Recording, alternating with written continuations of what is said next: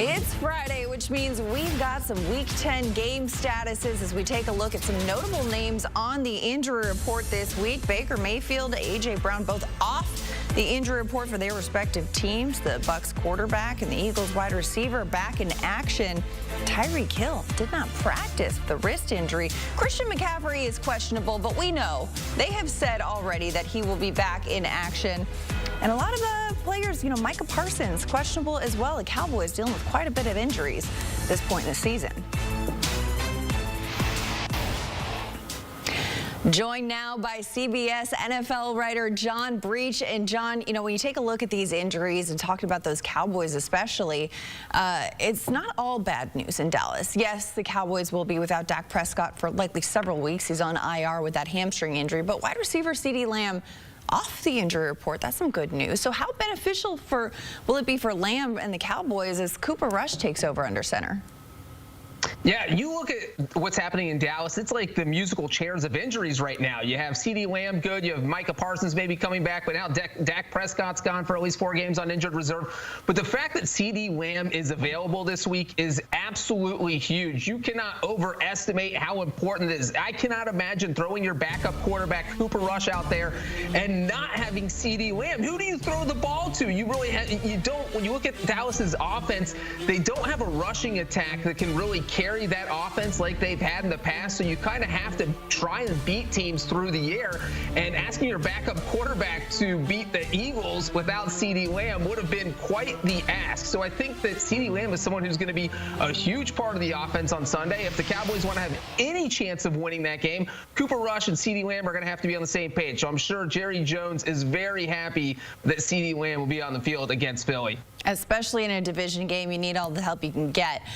Taking a quick trip down I-45 to Houston, though, where the Texans, they're getting ready for a marquee matchup with the Lions, potentially, though, without 2 of their top receivers. Nico Collins was limited in his return to practice on Friday while still recovering from a hamstring injury. But the surprise addition to the injury report came when wideout Tank Dell was listed as questionable for Week 10 with back problems. So, John, the Texans' offense, they've really looked sluggish since losing Stephon Diggs earlier this year and Collins as well. But if Nico and Tank can't go, who's going to catch the ball? That is a great question. Those back injuries are scary because they just pop up. You wake up in the morning, you get out of bed, you can't move. So that's a rough one for Tank Dell. And you look at what Houston needs to do. If you're playing the Detroit Lions, the way to beat them is really to try and throw the ball. They've only got 1 loss, so no one really has figured out how to beat them. But their defense is susceptible to the pass. They've given up the 4th most passing yards per game. So if you are Houston, you're just kind of keeping your fingers crossed that Nico Collins and Tank Dell can both play, because that is your avenue to winning. You look at here what C.J. Stroud has been able to do when Nico Collins is on the field. He's averaging almost 100 yards more per game passing with Nico Collins out there. And you look at Nico Collins did while he was on the field when he was healthy earlier this year. He leads the NFL in receiving yards per game. He has over 113. No other receiver has more than 100 yards per game. So those 2 guys, if they're not out there, I have a hard time seeing the Texans winning. If they are out there, I think Houston has a puncher's chance to win that. Yeah, regardless, a tough matchup with that Lions team that's on a heater this season. But staying in the AFC South, Jaguars quarterback Trevor Lawrence is listed as questionable for Sunday's game against the Vikings, but head coach Doug Peterson says he's, quote, trending towards not playing due to the left shoulder injury he suffered against the Eagles last week. Now, Jacksonville just invested heavily in Lawrence in the offseason, but the Jags just 2-7 midway through this season. So, John, at this point, if you're the Jaguars, are you protecting your investment and being cautious with Lawrence's return, or is there a sense of urgency to put your best players out there and get some more in the win column? Madeline, the key thing you said there was 2-7. I don't know why you're throwing your quarterback out there. Your season's 2-7. It's pretty much over at this point. Why risk any bigger injury? And I think the other thing with Trevor Lawrence is, look, he signed a contract worth $55 million per year in the offseason. He is not playing like a $55 million per year quarterback. He has absolutely underperformed all season. He's got 4 games where he's thrown for under 200 yards. He's got 5 games where he's thrown for completed under 60% of his passes. It's just been brutal watching him run the offense. So I don't think it's the worst thing to give him a week off, give Mac Jones a start, see what he can do. And hey, maybe Mac Jones leads them to an upset win over the Vikings. Then you can let Trevor Lawrence kind of rest and not worry about rushing him back. But I see no reason to put him out there if he's banged up, unless you're Doug Peterson and you're worried about losing your job if you lose.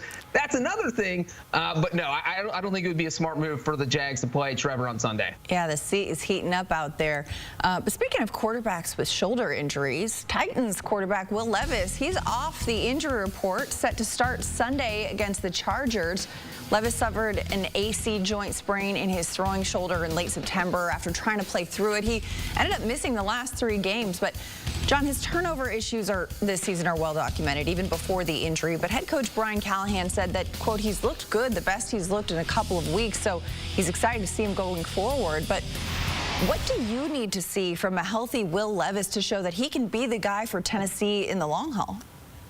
Well, I think that Will Levis needs to stop turning the ball over. He has said some of the most inexplicable turnovers, embarrassing turnovers of the entire year by any quarterback, to the point where he's costing his team games. But the thing is, when Will Levis has been out there, the Titans have been competitive. You look at the 4 games, he started 5 games, but only played 4 full games, and you look at those 4 full games, there's 3 one-score losses in there. They lost by 7 to the Bears. They lost by 7 to the Jets. They had a 3-point loss to the Colts, all with Will Levis starting. So if he can cut down on the turnovers, he's playing okay with other aspects of his game. He's finding the receivers he needs to. The offense is kind of moving the ball. You know, they don't look like the Chiefs or the Ravens out there, but they're doing okay for being Tennessee. So I think that if you're Tennessee, if you're Brian Callahan, you just want to see Will Levis not making the bad turnovers. You got to cut those out, and if he can cut those out and play competitive football,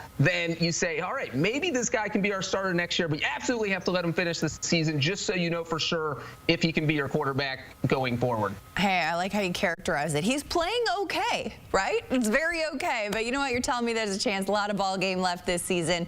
CBS NFL writer John Breech, thanks so much for the insight, as always. CBS has 5 monster games on tap this Sunday. Jaden Daniels and Russell Wilson face off in our nation's capital. The Chiefs attempting to go 9-0 as they face their AFC West rival Broncos. And then Josh Allen trying to become the first Bills quarterback to win in Indy since Doug Flutie. Yes, it's been a while. Plus, the Eagles go for their 5th straight win against the hobbled Cowboys, and the Cardinals look to build their lead in the NFC West. You can watch live or stream on Paramount Plus and tune in to CBS Sports HQ for post-game highlights and reaction right here.